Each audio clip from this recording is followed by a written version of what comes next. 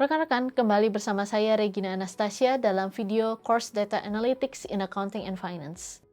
Yang akan kita bahas pada video ini mengenai data analisis laporan keuangan, yaitu gambaran tentang bagaimana analisis data dijalankan pada laporan keuangan. Setelah mempelajari video ini, diharapkan rekan-rekan mampu melaksanakan analisa laporan keuangan dan perpajakan.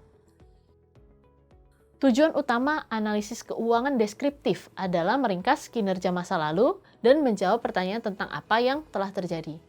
Untuk melakukannya, analisis dapat mengevaluasi laporan keuangan dengan mempertimbangkan serangkaian analisis rasio untuk mempelajari komposisi akun tersebut atau untuk mengidentifikasi indikator risiko. Analisis rasio adalah alat yang digunakan untuk mengevaluasi hubungan antara item laporan keuangan yang berbeda untuk membantu memahami kinerja keuangan dan operasi perusahaan. Laporan keuangan ukuran umum adalah penyajian laporan keuangan sebagai persentase dari angka dasar untuk membandingkan laporan keuangan perusahaan dengan ukuran yang berbeda. Dengan laporan keuangan ukuran umum, kita dapat melakukan analisis vertikal, yaitu analisis yang menunjukkan nilai proporsional akun ke akun utama, seperti akun pendapatan total pada laporan laba rugi.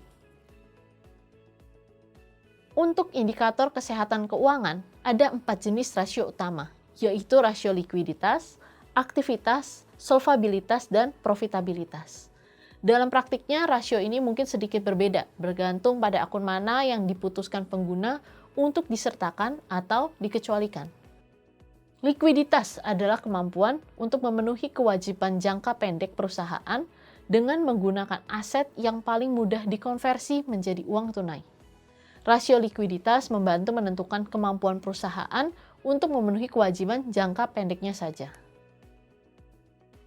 Rasio aktivitas adalah perhitungan efisiensi operasi perusahaan.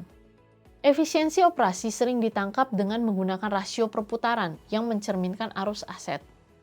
Kita menggunakan rasio solvabilitas atau terkadang disebut pembiayaan untuk membantu menilai kemampuan perusahaan membayar utangnya dan bertahan dalam bisnis.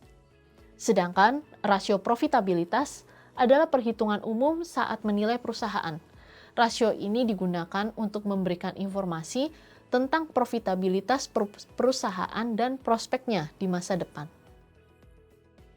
Analisis horizontal. Analisis ini adalah analisis yang menunjukkan perubahan suatu nilai dari satu periode ke periode berikutnya. Analisa ini terkadang disebut sebagai analisa tren. Ketika kita memiliki laporan keuangan 2 periode atau lebih, kita dapat menghitung perubahan proporsional dalam nilai yang satu periode ke periode berikutnya, serupa dengan analisis rasio.